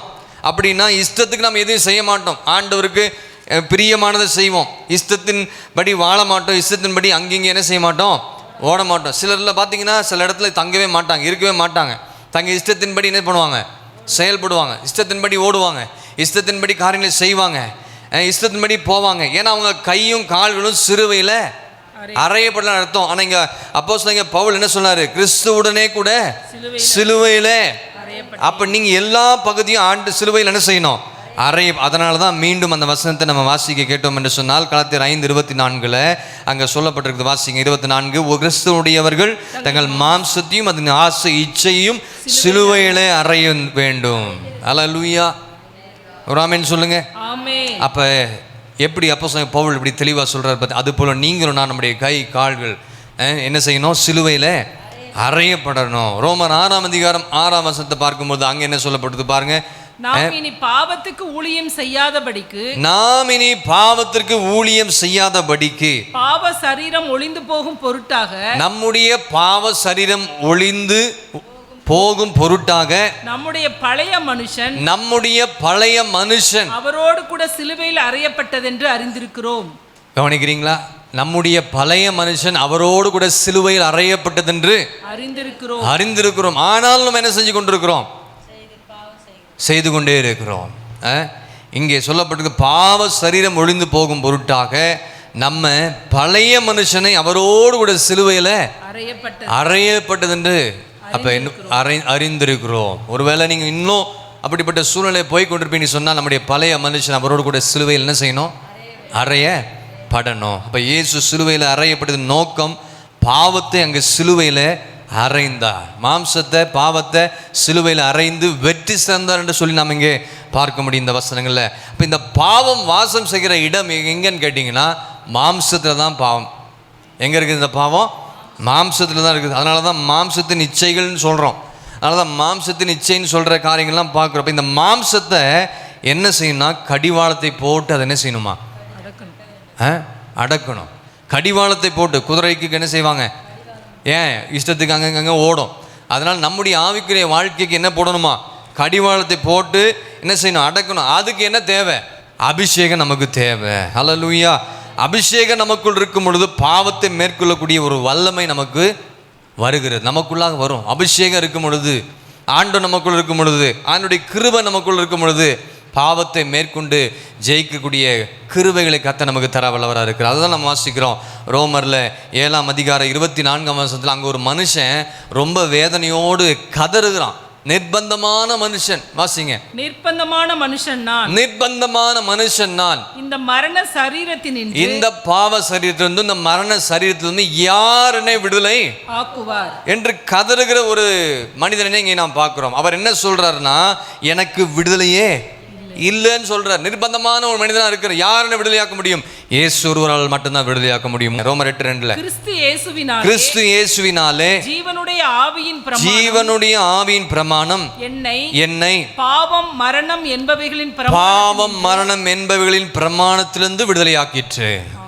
பாத்தீங்களா? அங்க நிர்பந்தமான மனுஷன், நான் இந்த மரண சரித்திலிருந்து யார் என்னை விடுதலையாக்குவார் அழுறான், கதறான் தேவ சமூகத்தில். ஆனால் இங்கே 2ஆம் வசனத்தில் கிறிஸ்து இயேசுவினாலே, ரோமர் 8:2 கிறிஸ்து இயேசுவினாலே ஜீவனுடைய ஆவின் பிரமாணம் என்னை பாவம் மரணம் என்பவர்களின் பிரமாணத்திலிருந்து விடுதலையாக்கிற்று. ஹல்லேலூயா. ஒவ்வொரு நாளும் இந்த பாவத்தை மாம்சத்தை சிலுவையில் அறையும் பொழுது நீங்கள் வெற்றி சிறந்தவர்களாக இருப்பீர்கள். ஆமென். ஏசாயா 53:10 என்ன சொல்லப்பட்டிருக்குது பாருங்க. ஏசாயா 53:10 நம்ம வாசிக்கும் பொழுது, கர்த்தரோ அவரை நொறுக்க சித்தமாகி அவர்களை பாடுகளுக்கு உட்படுத்தினார். அவருடைய ஆத்துமா தன்னை குற்ற நிவாரண பலியாக ஒப்பு கொடுக்கும் போது அவர் தமது சந்ததியை கண்டு நீடித்த நாளாய் இருப்பார். கர்த்தருக்கு சித்தமானது அவர் கையினால் வாய்க்கும். ஆமென். அல்லேலூயா. அவரை நொறுக்க சித்தமானார் நமக்காக. ஆமென். அவரை பாடுகளுக்கு உட்படுத்தினார்கள். அப்போ நம்முடைய வாழ்க்கையில் நம்முடைய மீறுதல் நிமித்தம் அவர் காயப்பட்டார். 5ஆம் வசனம், நம்முடைய அக்கிரமங்கள் நிமித்தம் அவர் நொறுக்கப்பட்டார். நமக்கு சமாதானத்தை உண்டு பண்ணுகிற ஆக்கினி அவர் மேல் வந்தது. அவருடைய தழும்புகளால் என்ன செய்கிறோம்? இப்போ இந்த பாவத்தை ஜெயிக்கணும்னா முதலாவது மாம்சத்தை கண்ட்ரோல் பண்ணணும். பாவத்தை முதல் ஜெயிக்கணும்னா முதல்ல என்ன செய்யணும்? மாம்சத்தை என்ன செய்யணும்? கண்ட்ரோல் பண்ணணும். ஏன்னா யாக்கோபுல நான் அடிக்கடி சொல்கிற வார்த்தை, நம்மில் அநேக விஷயத்தில், ஆமாம், யாரும் பர்ஃபெக்ட் கிடையாது, எல்லாரும் அநேக விஷயத்தில் தவறுகிறோம். வாசிங்க 3:2 யாக்கோபு 3:2. நாம் எல்லாரும் அநேக விஷயங்களில் தவறுகிறோம். ஒருவன் சொல் தவறாதவனானால் அவன் பூரண புருஷனும் தன் சரீரம் முழுவதையும் கடிவாளத்தினாலே அடக்கிக் கொள்ள எப்படிங்களா? தன் சரீரம் முழுவதையும் கடிவாளத்தினால் அடக்கிக் கொள்ளக்கூடியவனுமாய் இருக்கிறான். அப்ப நம்முடைய சரீரம் முழுவதையும் இந்த மாம்சத்தை என்ன செய்யணுமா? எதை போட்டு அடக்கணுமா? கடிவாளத்தை போட்டு நம்ம என்ன செய்யணும்? நம்மை அடக்கி நம்மை பாதுகாத்து கொள்ளணும். அப்ப எப்படி சொல்ல முடியும்? இயேசு மாம்சத்தையும் பாவத்தையும் என்ன செஞ்சாருங்க? ஜெயித்தார். எப்படி? சுயமா அவர் எதையும் பேசல, சுயமா அவர் எதுவும் என்ன செய்யலை. அவர் சொல்றாரு, இன்னும் ஸ்ரீயே என்னுடைய வேலை இன்னும் இஷ்டத்துக்கு அவர் செஞ்சிடலாம், செய்யலையே. அவர் வேலை வரி வரைக்கும் என்ன செஞ்சாரு? காத்திருந்தார். சுயமா பேசல, சுயமா எந்த வேலையும் செய்யல. அப்படி மாம்சத்தை இயேசு ஃபுல்லா கண்ட்ரோல்ல என்ன செஞ்சாரு? வைத்து. அப்ப மாம்சம் நமக்குள் ஜெயித்திருக்கா? யோசித்து பாரு. நம்முடைய வாழ்க்கையில் மாம்சம் ஜெயிச்சிருக்கா?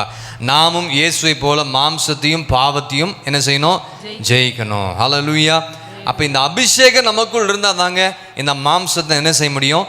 கண்ட்ரோல் பண்ண முடியும். ரோமர் 8:13 என்ன சொல்லப்பட்டிருக்கு பாருங்க. ரோமர் 8:13 மாம்சத்தின்படி பிழைத்தால் சாவி, மாம்சத்தின்படி பிழைத்தால் சாவீர்கள், ஆவியினாலே சரீரத்தின் செய்கைகளை அழித்தால் பிழை.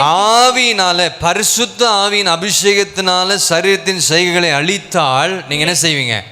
நீங்கள் பிழைக்கணும்னா அபிஷேகம் தேவை. மாம்சத்தின் கிரியைகளை அழிக்கணும்னா பரிசுத்த ஆவியினாலே சரீரத்தின் செய்கைகளை அழித்தால் அதுக்கு தான் அபிஷேகம் தேவை. அதுக்கு தான் அபிஷேகம் பெற்றுக்கொள்ளணும்னு சொல்றது. பாவத்தை மேற்கொண்டு ஜெயிக்கணும்னா, பாவ காரியங்களில் நம்ம ஜெயம் பெறணும்னா, பாவத்தின் கிரியைகளை நம்ம அழித்து தள்ளணும்னா அபிஷேகத்தினால தான் அதை அழிக்க முடியும். அப்போ தான் நீங்கள் பிழைத்திருப்பீர்கள்ன்றீங்க நாம் இந்த வேத வசனங்களை பார்க்கிறோம். ஹல்லேலூயா. 1 கொரிந்தியர் 15:31 பவுல் என்ன சொல்றாரு பாருங்க. நான் அனுதினமும் என்ன செய்கிறேன்? சாகிறேன். என்ன சொல்றாரு? 1 கொரிந்தியர் 15:31 நான் அனுதினமும் சாகிறேன். போதுங்க, நான் அனுதினமும் சாகிறேன்னு சொல்றாரு. அப்ப முதலாவது இயேசு சிலுவையில் உலகத்தை என்ன செஞ்சாரு? ஜெயித்தார். ரெண்டாவது இயேசு சிலுவையில் பாவத்தை என்ன செஞ்சாரு? வெற்றி சிறந்தார். மாம்சத்தையும் பாவத்தையும் வெற்றி சிறந்தார். இயேசுவை குறித்து நாம் பார்க்கும் பொழுது பாவம் அறியாதவர், பாவம் செய்யாதவர், பாவம் இல்லாதவர் என்று நம்ம இங்கே பார்க்கிறோம். அப்போ இயேசுக்கு 3 குவாலிஃபிகேஷன் இருக்குது. எத்தனை குவாலிஃபிகேஷனு? 3 குவாலிஃபிகேஷன். என்னது? அவர் பாவம் அறியாதவர், பாவம் செய்யாதவர், பாவம் இல்லாதவர். அப்போ மாம்சத்தை ஜெயித்தார். மாம்சம்தான் பெரிய பிரச்சனையே. மாம்சத்தை நம்ம என்ன செய்யணும்? ஜெயிக்கணும். அதனால தான் இவர் என்ன செஞ்சார்? பாவத்தையும் மாம்சத்தையும் சிலுவையில் வெற்றி சிறந்தார், அறைந்தார், ஜெயித்தார். அப்போ நம்முடைய வாழ்க்கையில் நம்ம என்ன செய்யணும்? மாம்சத்தை ஜெயிக்கணுங்க. மாம்சம்தான் பெரிய பிரச்சனையே. ஆமாவா இல்லைங்களா? இந்த மாம்சம்தான் என்ன செய்யும்? ஆராதனையில் உட்கார விடாது. ஆராதனை என்ன செய்யாது? பாட விடாது. இந்த மாம்சம் தான் கையை தட்டக்கூடாதுன்னு சொல்லும். இந்த மாம்சம் தான் பாதி ஆராதனை எழுந்து போக சொல்லும். இந்த மாம்சம் தான் ஃபோன் எடுத்துகிட்டு பாதி ஆராதனை என்ன செய்யும்?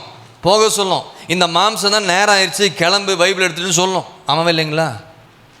மாம்சத்தினால தானே பாவம் வருது. இந்த மாம்சத்தினால சபையில் ஆராதனை என்ன செய்யும்? சில நேரத்தில் தூங்க வைக்கும். தூங்குறதுக்காகவே ஒரு பிரசங்கம் எடுத்து வச்சிருக்கிறேன். ஹல்லேலூயா. ஒருத்தன் தூங்கியே விழுந்து என்ன செஞ்சிட்டான்? பைபிளில். ஆமாம், சொல்ல வேண்டாம். இப்போ தேவ சமூகத்தில் மாம்சம் தான் நம்ம என்ன செய்யுது? தூங்க வைக்குது. மாம்சம் தான் என்ன செய்யும்? மாம்சம் தான் பார்க்கும். என்ன இன்னும் இழுத்துட்டே இருக்கிறாருன்னு பார்க்கும். டைம் பார்க்கும். மாம்சம் தான் இப்போ ஃபோன் வந்துச்சு, டைம் வந்துச்சு, கிளம்பலாம், பைபிள் எடுக்கலாம், போகலாம், பேக் எடுக்கலாம். இந்த மாம்சத்தை நீங்கள் இயேசு சிலுவையில் எப்படி ஜெயிச்சாரோ அது போல் நீங்கள் மாம்சத்தை என்ன செய்யணும்? ஜெயிக்கணும். ஒரு ஆமென் சொல்லுங்க. ஹல்லேலூயா. சில நேரம் யோசிப்போம். என்ன யோசிப்போம்? 4 மணிக்கு எழுந்து ஜெபம் பண்ணணும் ஆண்டவரேன்னு சொல்லி நைட்டு தூங்கும் போது ஜெபம் பண்ணிட்டு படுப்போம். ஆனால் இந்த மாம்சம் என்ன செஞ்சிடும்? நம்மளை காலையில் 4 மணிக்கு எழ விடாமல் 7 மணிக்கு எழுந்து பார்ப்போம். ஐயோ விடிஞ்சிருச்சா? ஆமாம் இல்லைங்களா? சரி 3 மணிக்கு எழுந்து ஜெபிக்கலான்னு பார்ப்போம். ஆனால் என்ன செஞ்சுருக்கோம்? நம்முடைய மாம்சம் நல்லா இன்னும் கொஞ்சம் நல்லா தூங்கட்டும்னு சொல்லணும். அது மாத்திரம் இல்லை, நம்முடைய வாழ்க்கையில் மாம்சத்தில் நம்ம என்ன செய்வோம்? கோவப்படக்கூடாதுன்னு நினைப்போம். அப்போ தான் மாம்சம் என்ன செய்யுது? நம்மளை கோவப்பட வைக்குது. கோபத்தில் தூக்கி பாத்திரத்தை தூக்கி விசாட்டுறோம். ஆமாம் இல்லைங்களா? கோவத்தை என்ன இது சாம்பார், என்ன சட்னி தூக்கி விசாட்டுறோம். இதெல்லாம் எது? இதெல்லாம் பாவம். எங்கேருந்து வருது? மாம்சத்திலிருந்து வெளிப்படுது. மற்றவர்களை குறித்து பேசக்கூடாதுன்னு தெரியுது, ஆனாலும் என்ன செஞ்சிடறோம்? பேசுகிறோம். எங்கேருந்து வருது? இந்த மாம்சம் கரைப்பட்டிருக்குது. வாயை கண்ட்ரோல் பண்ணலான்னு பார்க்குறோம், ஆனால் வாயை கண்ட்ரோல் பண்ண மற்றவங்களை கொடுத்து பேசிட்டு தான் இருக்கிறோம், குறை சொல்லிட்டு தான் இருக்கிறோம். வயிற்றை கண்ட்ரோல் பண்ணலான்னு பார்த்தா வயிற்றை ஏன் மாம்சம் இஷ்டத்துக்கு சாப்பிட்டு சாப்பிட்டு பெருத்து அப்புறம் வியாதி வந்து என்ன செஞ்சிடறோம், ஹாஸ்பிட்டலில் போய் இதெல்லாம் மாம்சத்தினால தான் இந்த பாவம் நமக்குள்ளாக வருகிறது. அல்லேலூயா. தொண்டையில் என்ன வைக்குன்னு சொல்கிறார் ஆண்டவர். ஆமாம், தின்றதே பாவம்னு சொல்கிறாரு. சாப்பாடுல வீட்டில் இருக்கிற சாப்பாடு சாப்பிடலாம், தப்பு கிடையாது. இஷ்டத்துக்கு சாப்பிட்டு சாப்பிட்டு சாப்பிட்டு வயிறு இது பண்ணிட்டு இருந்தீங்கன்னா உங்கள் சரீரம் என்ன செய்யும், ஒருவன் தேவனுடைய ஆலயத்தை கெடுத்தால் தேவன் அவனை. அப்போ சரீரத்தை எப்படி மெயின்டைன் பண்ணணுமோ அப்படி மெயின்டைன் பண்ணுங்க. அப்போ பாவத்தை, இந்த மாம்சம் தான் நம்ம சரீரத்தை கெடுக்குது. அப்போ மாம்சத்தை ஜெயிக்கணும். மாம்சத்தை ஜெயிச்சிங்கன்னா பாவத்தையும் உங்களால் ஜெயிக்க முடியும். அல்லேலூயா. அப்போ இயேசு இது ரெண்டையும் என்ன செஞ்சார், சிலுவையில் வெற்றி சிறந்தார். அல்லேலூயா. அடுத்தது கடைசி ஒரு வார்த்தை சொல்லி முடிக்கிறேன். இயேசு பிசாசை ஜெயித்தார். எதை ஜெயித்தாருங்க? நம்ம இன்னைக்கு பிசாசை கண்டா என்ன செஞ்சிடறோம், பயப்படுறோம். பிசாசு பிடிச்சிருச்சுன்னா, ஒருத்தருக்கு பிடிச்சிருச்சுன்னா என்ன செய்கிறோம், பாஸ்டர் வரணும். எதுக்கு பாஸ்டர் வரணும்? பாஸ்டர் வரவே மாட்டார் இனிமேல் யாராவது பிசாசு பிடிச்சிருக்குன்னு ஃபோன் பண்ணிங்கன்னா நாங்கள் யாரும் வரமாட்டோம். புதிதாக வந்த ஆத்துமாக்கள் கூப்பிட்டா போவோம். வருஷக்கணக்காக விசுவாசியாக இந்த சபையில் இருந்தீங்கன்னா பிசாசு பிடிச்சிருக்கு பாஸ்டர் கொஞ்சம் வந்து ஜோம் பண்ணிட்டு போங்க பாஸ்டர்னு சொன்னால் நாங்கள் வரவே மாட்டோம். சொல்லுங்கள், நாங்கள் வரவே. ஏன்னா உங்கள் கையில் என்ன கொடுத்துருக்காரு ஆண்டவர்? வல்லமை கொடுத்துருக்கிறார், அதிகாரத்தை கத்தர் கொடுத்துருக்கிறார். அப்போ நீங்கள் தான் என்ன செய்யணும், அது குதிக்கும், அது துள்ளும், அது இஷ்டத்துக்கு எகுரும். உடனே டிகிரின்னு மேலே ஓடிடக்கூடாது, வெளியே ஓடிடக்கூடாது. நின்று என்ன செய்யணும், இயேசுவின் நாமத்தினாலே போ பிசாசே அப்படின்னு சொல்லணும். அப்படி நடுங்கிட்டுலாம் சொல்லக்கூடாது. அல்லேலூயா. கரண்ட்டை தொடுறதுக்கு முன்னாடி அங்கே என்ன இருக்கணும், கரண்ட்டை போய் தொட்டு செக் பண்ணுறதுக்கு என்ன கையில் வேணும், டெஸ்டர் வேணும். இப்போ பிசாசை ஜெயிக்கணும்னா உங்களுக்குள்ளே என்ன வேணும், ஆவின் அபிஷேகம் வேணும். முதலாவது நீங்கள் சரியாக இருக்கணும். வசனம் இருந்தால் தான் பிசாசை போய் தொடணும். ராமேன்னு சொல்லுங்கள். அந்த வல்லமையும் அதிகாரம் பெற்றால் தான் பிசாசை தொடணும். நீங்கள் கரண்ட்டை போய் தொடரன்னு சொல்லிட்டு தொட்டிங்கன்னா மேலே அந்த இடத்துல நிற்க வேண்டியதான். ஆமாம், பிசாசை தொடறதுக்கு தைரியம் வேணும், வசனம் இருக்கணும். எனக்குள்ள ஆண்டவர் இருக்கிறார், எனக்கு வல்லமை இருக்குது, அதிகாரம் இருக்குது, விசுவாசம் இருந்து நான் அந்த பிசாசை துரத்துவேன்னு சொல்லி இயேசு பிசாசை சிலுவையில் ஜெயித்தார்.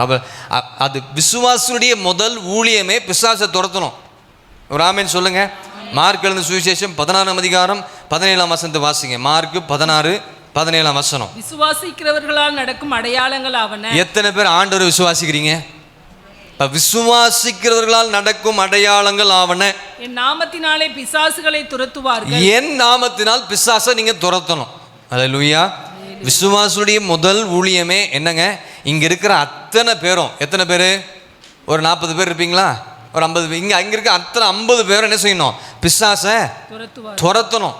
இல்ல பிசாசு உங்களை துரத்துதா இல்ல நீங்க பிசாசை துரத்துறீங்களா, உங்களுக்கு தான் தெரியும். பிசாசு கொஞ்சம் இருட்டில் போகிறதுக்கு நம்ம என்ன செஞ்சிடறோம், ஐயோ அங்கே ஏதோ சத்தம் கேட்குது, மரம் அங்கே ஆடுது, காற்று பலமாக அடிக்குது, என்னமோ பின்னாடி வருதுனீங்கன்னா வந்து அழுத்திரும். ஒன்றுமே இல்லை. ஏசு எனக்கு முன்பாக சொன்னால் தைரியமாக, சிலலாம் இருட்டில் போகும்போது தான் பாட்டெலாம் போடுவாங்க. இருட்டில் போகும்போது என்ன செய்வாங்க, பாட்டு போடுவாங்க. நைட்டு திடீர்னு ஏதாவது சத்தம் கேட்டால் உடனே வெளியே போகும்போது என்ன செய்வோம், சோத்திரம் வெளியே ஓடுவாங்க. பயத்தில் தான் சோத்திரம் வருது. பயம் இல்லைன்னா தைரியமாக கவத்தானே டக்குன்னு என்ன செஞ்சுருவாங்க. ஆரம்ப காலத்தில் அப்படி தான் பயட்டு இருந்தேன். இப்போல்லாம் ஒரு சத்தம் கேட்டால் கதவு டபார்ந்து வெளியே போய் பார்ப்பேன். ஆனால் சொல்லுவாங்க ரெண்டு அப்படி தான் சத்தம் வந்தால் உடனே வெளியே போகக்கூடாது, ஜன்னல் திறந்து பார்க்கணும்னு சொல்லுவாங்க. நான் அப்படி இல்லை, திறந்துட்டு போய் பார்க்க வேண்டியதாக இருக்குது. இப்போ பிசாசுகளை துரத்தணும். அடையாளம் என்ன, உங்களுக்கு கொடுக்கப்பட்ட அடையாளம் என்னங்க, விசுவாசிக்கு கொடுக்கப்பட்ட அடையாளம் என்ன, இயேசு பிசாசை என்ன செஞ்சார், ஜெயிச்சார். பிசாசின் தலையை நசுக்குனார், பிசாசை கொன்னார் சிலுவையில். அது போல ஆண்டவராக இயேசு கிறிஸ்துவை ஏற்றுக்கொண்ட எல்லா தேவ பிள்ளைகள், விசுவாசிகள் எல்லாருமே பிசாசை என்ன செய்யணும், ஜெயிக்கணும். உங்களால் பிசாசை துரத்த முடியும். ஏன்னா நீங்கள் யார், விசுவாசிகள். நீங்களாம் யார், விசுவாசம் உள்ளவர்கள். விசுவாசம் இல்லாதனால தான் பிசாசு உங்களை பிடிச்சு ஆடிட்டு இருக்குது. விசுவாசம் இருந்துச்சுன்னா பிசாசு உங்களை விட்டு எப்பயோ ஓடி போயிடும். ஆகவே பிசாசு எங்கேயாச்சும் இருந்துச்சுன்னா பாஸ்டர் வர வேண்டும்னு அவசியம் இல்லை. ஏன்னா விசுவாசிகளால் நடக்கும் அடையாளங்கள் அவனை என் நாமத்தினாலே பிசாசை. லூக்கா 10ஆம் அதிகாரத்தில் நம்ம பார்க்கும் பொழுது அங்கே என்ன சொல்லப்படுது பாருங்க. அபிஷேகம் பெறாத சீஷர்கள் சொல்றாங்க, என்ன சொல்றாங்க, ஆண்டவரே பிசாசெல்லாம் எங்களுக்கு என்ன செய்யுது, கீழ்ப்படிதுன்னு சொல்றாங்க. வாசிங்க 17ஆம் வசனம் வாசிங்க. லூக்கா 10:17. பின்பு அந்த 70 பேரும் சந்தோஷத்தோட திரும்பி வந்து சொல்றாங்க, ஆண்டவரே உம்முடைய நாமத்தினாலே பிசாசுகளும் எங்களுக்கு உம்முடைய நாமத்தினாலே பிசாசும் எங்களுக்கு கீழ்ப்படிகிறது. அப்ப இயேசுவின் நாமத்தை சொன்னீங்கன்னா பிசாசு என்ன செய்யும், உங்களுக்கு கீழ்ப்படியுமா கீழ்ப்படியாதா? நீங்கள் ஜம்ப் பண்ணிங்கன்னா அது உங்கள் மேலே ஜம்ப் பண்ணிடும். நீங்கள் ஓடுறீங்கன்னா அது உங்களை என்ன செய்யும்? துரத்தும். ஆனால் இங்கே என்ன சொல்லப்பட்டிருக்குது? உம்முடைய நாமத்தினாலே பிசாசுகளும் எங்களுக்கு கீழ்ப்படுகிறது என்றார். அபிஷேகம் பெறாத சீஷர்கள், ஆண்டவரே பிசாசுகள் என்ன செய்யுது பூமியில்? அப்போ அபிஷேகம் ஊற்ற படலை. பெந்தேகோஸ்து நாளுக்கு பிறகு தான் விசுவாசத்தினால அவங்க பிசாசுகளை துரத்துனாங்க. பெந்தேகோஸ்து நாளுக்கு பிறகு தான் அபிஷேகம் ஊற்றப்படுது. ஆனால் இங்கே இவங்க விசுவாசத்தினால தான் இயேசுவின் நாமத்தை விசுவாசித்தாங்க, சொன்னாங்க, பேசினாங்க, வாயத்துன்னு சொன்னாங்க, பிசாசுகள் அவர்களுக்கு கீழ்ப்படிந்தது என்று சொல்லி நம்ம இங்கே பார்க்கிறோம். அல்லேலூயா. பிசாசுனால நம்ம ஒருபோதும் எதை குறித்தும் பயப்படவே கூடாது. 18ஆம் வசனம் பாருங்க. அவர்களை அவர் நோக்கி, சாத்தான் மின்னலை போல வானத்திலிருந்து விழுகிறதை கண்டேன். இதோ சர்ப்பங்களையும் தேள்களையும் மிதிக்கவும் சத்துருவினுடைய சகல வல்லமை மேற்கொள்ளும் உங்களுக்கு அதிகாரம் கொடுக்கிறேன், ஒன்றும் உங்களை சேதப்படுத்த மாட்டாது. கரணத்தட்டி கர்த்தரை மகிமைப்படுத்துங்க. ஆண்டவர் இப்படிப்பட்ட ஒரு அதிகாரத்தை கர்த்தர் கொடுத்திருக்கான்னு சொன்னால், சர்ப்பங்களையும் தேள்களையும் மிதிக்கவும் சத்துருவினுடைய சகல வல்லமை மேற்கொள்ளும் உங்களுக்கு கர்த்தர் நமக்கு அதிகாரம் கொடுத்திருக்கிறார். அந்த அதிகாரத்தை வைத்து நீங்கள் நான் என்ன செய்யணும்? பிசாசை ஜெயிக்கணும். அல்லேலூயா. ஒன்று சேதப்படுத்தாது. ரட்சிப்பிலே உங்களுக்கு எல்லா அதிகாரம் கொடுத்துட்டார் ஆண்டவர். ரட்சிக்கப்பட்டு உள்ள வந்த பிறகு எல்லா அதிகாரத்தை உங்கள் கையில். அப்போ நீங்கள் என்ன செய்யணும்? தைரியமாக பிசாசை என்ன செய்யணும்? துரத்தணும். யோவான் சுவிசேஷம் 1ஆம் அதிகாரம் 12-13 வசனத்தில் என்ன சொல்லப்படுது பாருங்க. யோவான் 1:12-13. அவருடைய நாமத்தின் மேல் விசுவாசம் உள்ளவர்களாய் அவரை ஏற்றுக்கொண்டவர்கள் எத்தனை பேர்? அவருடைய நாமத்தினால் விசுவாசம் உள்ளவர்களாய் அவரை ஏற்றுக்கொண்டவர்கள் எத்தனை பேர்களோ அத்தனை பேர்களும் தேவனுடைய பிள்ளைகளாகும்படி அவர்களுக்கு அதிகாரம் கொடுத்தார். தேவனுடைய பிள்ளைகளாகும்படி உங்களுக்கு என்ன செஞ்சிருக்காரு? என்ன அதிகாரம் கொடுத்திருக்காரு? பிசாசை துரத்தணும். அல்லேலூயா. பிசாசை என்ன செய்யணும்? நீங்க துரத்தணும். விசுவாசிக்கிற அத்தனை பேருக்கும் அதிகாரம் கொடுக்கப்பட்டிருக்குது. ஆமென். 1 யோவான் 2ஆம் அதிகாரம் 13-14 என்ன சொல்லப்பட்டிருக்கு பாருங்க. 1 யோவான் 2ஆம் அதிகாரம் 13-14 என்ன சொல்லப்பட்டிருக்கிறது? பிதாக்களே, ஆதி முதல் இருக்கிறவரை நீங்கள் அறிந்திருக்கிறதுனால் உங்களுக்கு எழுதுகிறேன். வாலிபரே, போதும் வாசித்து பார்த்துக்கணும். 13-14 வசனம் வீட்டில் வாசித்து போடுங்க.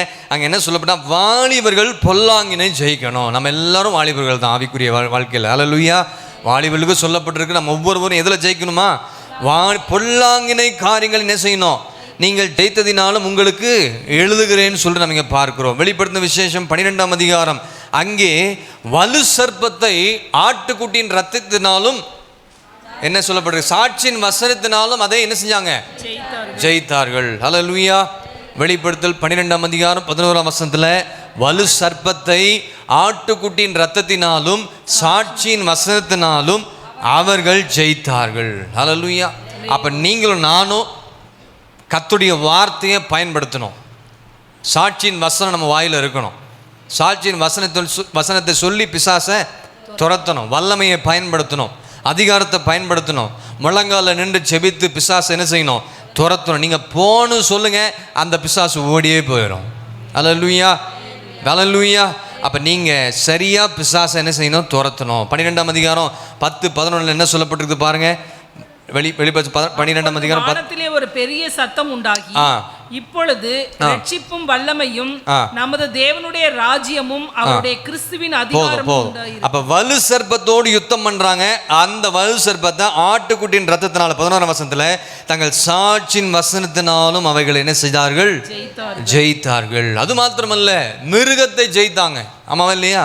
17ஆம் அதிகாரம் வெளிப்படுத்தின விசேஷம் 17ஆம் அதிகாரத்தில் 13-14 வசனத்தில் பார்த்தீங்கன்னா, இவர்கள் ஒரே யோசனை உள்ளவர்கள், இவர்கள் தங்கள் வல்லமையும் அதிகாரத்தையும் மிருகத்திற்கு கொடுப்பார்கள், இவர்கள் ஆட்டுக்குட்டியானவருடனே யுத்தம் பண்ணுவார்கள். அல்லேலூயா. இங்கே மிருகத்தை ஜெயித்தார்கள். ஆட்டுக்குட்டியானவர் நின்றாங்க. ஆனபடினால் அவங்க என்ன செஞ்சாங்க? ஜெயத்தை பெற்றுக்கொண்டாங்க. வெளிப்படுத்தின விசேஷம் 17-13-14 வசனத்தில் நீங்கள் வீட்டில் போய் நல்லா வாசித்து பார்த்துக்கொள்ளுங்க. அப்போ இவங்க யாருன்னு கேட்டிங்கன்னா, அழைக்கப்பட்டவர்கள். யார்? அழைக்கப்பட்டவர்கள், தெரிந்து கொள்ளப்பட்டவர்கள், உண்மையுள்ளவர்கள். அப்போ நீங்கள் அழைக்கப்பட்டவர்களாய், நீங்கள் இயேசுவால் அழைக்கப்பட்டவர்களாக இருந்தால், தெரிந்து கொள்ளப்பட்டவர்களாக இருந்தால், உண்மையுள்ளவர்களாக நீங்கள் இருப்பீங்க சொன்னால், நீங்கள் மிருகத்தை ஜெயிப்பீர்கள், சத்துருவை ஜெயிப்பீங்க. வலு சர்ப்பத்தை ஜெயிப்பதற்கு கர்த்தர் உங்களுக்கு அதிகாரத்தை கர்த்தர் கொடுத்துருக்கு. எப்படி இயேசு ஜெயிச்சாரோ அதே போல் நீங்களும் நானும் என்ன செய்யணும்? ஜெயிக்க வேண்டும். உங்களுக்குள் சாட்சியின் வசனம் இருந்தால், ஆட்டுக்குட்டி ரத்தம் தெளிக்கப்பட்டிருந்தால், அந்த சத்துரு வலு சர்ப்பம் ஜெயிக்கப்படும். ஹல்லேலூயா. இந்த வலு சர்ப்பத்தை ஜெயித்தார்கள். 1 யோவான் 4ஆம் அதிகாரம் 3-4 வசனத்தில் பார்த்தீங்கன்னா, அந்த கிறிஸ்துவை ஜெயித்தார்கள். ஹல்லேலூயா. வாசிங்க 1 யோவான் 4:3-4 நானே சொல்கிறேன், டைம் ஆயிடுச்சு. மாம்சத்தில் வந்து இயேசு கிறிஸ்துவை அறிக்கை பண்ணாத எந்த ஆவியும் அதேவனால் உண்டானது அல்ல. 1 யோவான் 4:3-4 வாசிக்கிறேன். வரும் என்று நீங்கள் கேள்விப்பட்ட அந்த கிறிஸ்துவனுடைய ஆவி அதுவே, அது இப்பொழுதும் உலகத்தில் இருக்கிறது. பிள்ளைகள், நீங்கள் தேவனால் உண்டாயிருந்து அவர்களை ஜெயித்தீர்கள், ஏனெனில் உலகத்தில் இருக்கிறவனிலும் உங்களில் இருப்பவர் பெரியவர். அந்த கிறிஸ்துவின் ஆவியை ஜெயிக்கணும். அல்லேலூயா. என்னை அந்த கிறிஸ்து எப்போ வர போகிறான்னு தெரியாது இந்த உலகத்துக்கு. அந்த ஆவிகளை நம்ம என்ன செய்யணும்? ஜெயிக்கணும். அல்லேலூயா. அப்போ ரோமர் 16:20 என்ன சொல்லப்பட்டிருக்கு பாருங்க. சமாதானத்தின் தேவன் தாமே, தேவன் சாத்தானை உங்கள் கால்களின் கீழே என்ன செய்வார்? நசுக்கி போடுவார். சமாதானத்தின் தேவன் சீக்கிரமாக சாத்தானை உங்கள் காலின் கீழே என்ன செய்வார்? அப்போ நீங்கள் நசுக்கணும். பிசாசின் தலையை என்ன செய்யணும்? நசுக்கி சிலுவையில் ஜெயம் எடுக்கணும். 1 யோவான் 3:8 என்ன சொல்லப்பட்டிருக்கு பாருங்க. 1 யோவான் 3:8 பாவம் செய்கிறவன் பிசாசினால் உண்டாயிருக்கிறான். பாவம் செய்கிறவன் பிசாசினால் உண்டாயிருக்கிறான். ஏனெனில் பிசாசானவன் ஆதி முதல் பாவம் செய்கிறான். பிசாசினுடைய கிரியைகளை அழிக்கும்படிக்கே தேவனுடைய குமாரன் வெளிப்பட்ட நோக்கம் என்னங்க? பிசாசுடைய கிரியைகளை நீங்களும் நானும் அவர் அழிச்சாரு சிலுவையில். அதே போல் நீங்கள் நான் என்ன செய்யணும்? சிலுவையில் நாம் என்ன செய்யணும்? அழிக்கணும். அல்லேலூயா. இப்போ இதெல்லாம் நம்ம பைபிளில் இந்த காரியங்கள் நம்ம பார்க்கும் பொழுது இயேசு எப்படிலாம் ஜெயித்தார், என்னெல்லாம் செய்தார், பாவத்தை ஜெயித்தார், மாம்சத்தை ஜெயித்தார், பிசாசை ஜெயித்தார், உலகத்தில் இருக்கிற எல்லா காரியத்தையும் பிசாசு கூட்டிகிட்டு போய் மலை மேலே நிற்க வச்சு எல்லாத்தையும் காமிச்சான். ஆனால் எல்லாவற்றையும் சிலுவையில் என்ன செஞ்சார்? ஜெயிச்சார். அப்போ முதலாவது உலகத்தை ஜெயித்தார், ரெண்டாவது பாவத்தையும் மாம்சத்தையும் ஜெயித்தார், மூன்றாவது சாத்தானை ஜெயித்தார், நான்காவது பொல்லாங்கனை நம்ம என்ன செய்யணும்? ஜெயிக்கணும், ஐந்தாவது மிருகத்தை நம்ம ஜெயிக்கணும். ஆட்டுக்குட்டின் ரத்தத்தினாலும் சாட்சியின் வசத்தினாலும் அந்த வலு சர்ப்பத்தினுடைய ஆவிகள் கிரியை செய்யும் பொழுது, அந்த வசனம் பேசும் பொழுது அந்த பிசாசு ஓடி போயிடும். ஆறாவது வலு சர்ப்பத்தை ஜெயித்தார். ஏழாவது அந்தி கிறிஸ்துவை ஜெயித்தார். எல்லாவற்றுக்கும் மேலாக மரணத்தை இயேசு ஜெயித்தார். அல்லேலூயா. உங்களுக்காக எனக்காக கல்வாரி சிலுவையில் அடிக்கப்பட்டு முற்றிலும் சுட்டப்பட்டு குத்தப்பட்டு கடைசியாக பிதாவே உம்முடைய கரங்களின் ஆவியை ஒப்பு கொடுக்கிறேன். ஏசாயா 25:8 சொல்கிறாரு, மரணத்தை இயேசு ஜெயமாய் ஜெயித்தார். அல்லேலூயா. வாசிங்க 25:8 கடைசி சொல்லப்பட்டது. வாசிங்க டக்குன்னு முடிச்சிருவோம். அவர் மரணத்தை ஜெயமாக விழுங்குவார். ஏசாயா 25:8 அவர் மரணத்தை ஜெயமாக விழுங்குவார். விசுவாசி மரணத்தை ஜெயிக்கணும். ஆமேன். விசுவாசி மரணத்தை கொடுத்து பயப்படக்கூடாது. அல்லேலூயா. சில காரியம் வரும், சரீரத்தில் வரும், பலவீனங்கள் வரும். ஆனாலும் அந்த மரண தருவாயில் நம்ம என்ன செய்யக்கூடாது? நான் மரண இருளின் பள்ளத்தாக்கில் நடந்தாலும் பொல்லாப்புக்கு பயப்படும், தேவரீர் உம்முடைய கோலும் உம்முடைய தடியும் என்னை தேற்றும். கிறிஸ்து எனக்கு ஜீவன், சாவு எனக்கு. அப்படி சொல்லுகிற கூட்டம் சபைக்கு தேவை. அல்லேலூயா. சொல்லுங்க பார்ப்போம். ஆமேன். இப்போ இயேசு மரணத்தை ஜெயித்தார், அவர் பாதாளத்தை ஜெயித்தார். அப்போஸ்தலர் 2:27 பார்க்கும் பொழுது அவருடைய ஆத்துமா பாதாளத்தில் விடீர்னு சொல்லப்பட்டிருக்கிறது. ஆமேன். அவருடைய ஆத்துமா பாதாளத்துக்குள் என்ன செய்யலை? போகலை. நம்முடைய ஆத்துமாவை நம்ம காத்துக்கொள்ளணும். கடந்த மெசேஜில் அப்படி தான் சொன்னோம், நம்முடைய ஆத்துமாவை குறித்து பாரப்படணும், இந்த ஆத்துமாவை சரி செய்யணும். பாதாளத்தின் வாசல்கள் சபையை என்ன செய்வதில்லை? மேற்கொள்வதில்லை. அப்போ நமக்கு என்ன கிடைக்கும்? ஜெயம்தான். இதுவரை ஜெயம் இல்லாமல் இருந்திருக்கலாம். சிலுவை மரணம் உங்களுக்கு ஒரு பெரிய ஒரு ஜெயத்தை கர்த்தர் கொடுப்பார்.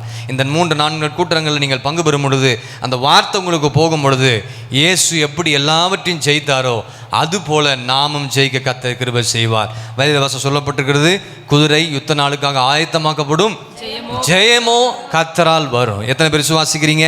இன்னைக்கு எத்தனை பேர் விசுவாசிக்கிறீங்களோ கர்த்தர் இன்றைக்கு உங்களுக்கு ஒரு ஜெயத்தை தருவார். உலகத்தில் இருக்கிற காரியத்தில் நீங்கள் ஜெயம் பெறணும். இதை கேட்டுட்டு திருப்பியும் போய் அதில் போய் விழக்கூடாது. அல்லேலூயா.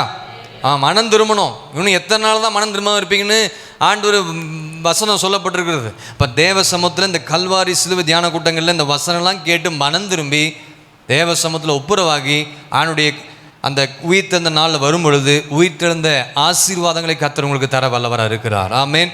நம்முடைய கர்த்தராகி இயேசு கிறிஸ்துவினால நமக்கு ஜெயம் கொடுக்குற தேவனுக்கு ஸ்தோத்திரம். ஹல்லேலூயா.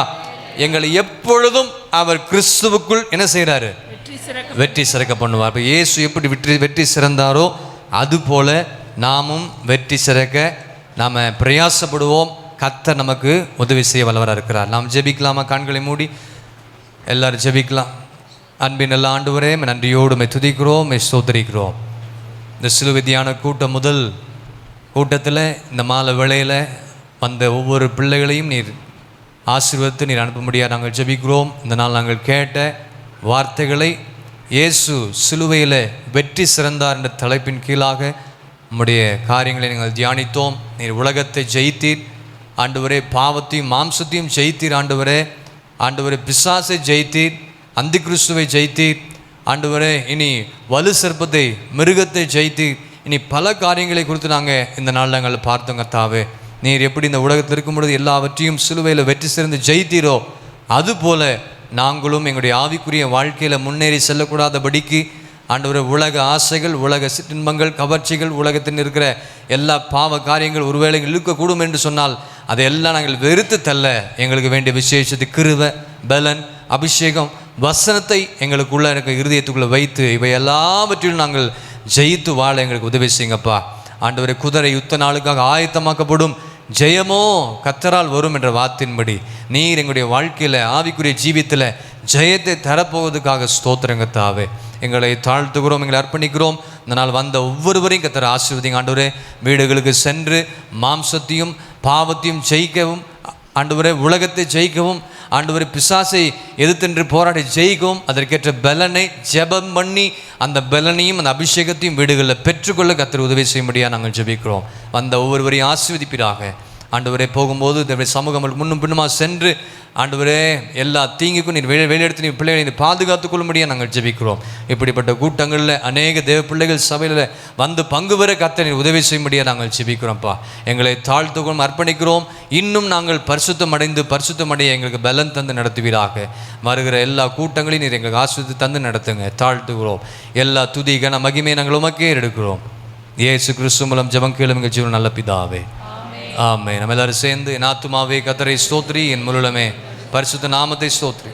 என் ஆத்துமாவே கர்த்தரை ஸ்தோத்திரி, அவர் செய்த சகல உபகாரங்களையும் மறவாதே. ஆமென், ஆமென். கர்த்தர் உங்களை ஆசீர்வதிப்பாராக.